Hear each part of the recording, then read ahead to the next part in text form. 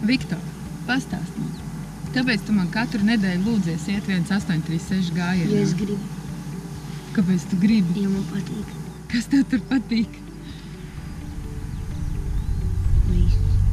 1836 gājienos vienmēr par visu ir padomāts. Vienmēr ir superīgi cilvēki, vienmēr ir visforšākās emocijas, visskaistākie dabas skati. Un padomāts ir arī par vismazākajām tādām tehniskajām lietiņām. Vienīgais, kas ir jāizdara pašam, ir jāatbrauc un jāpiedalās gājienā.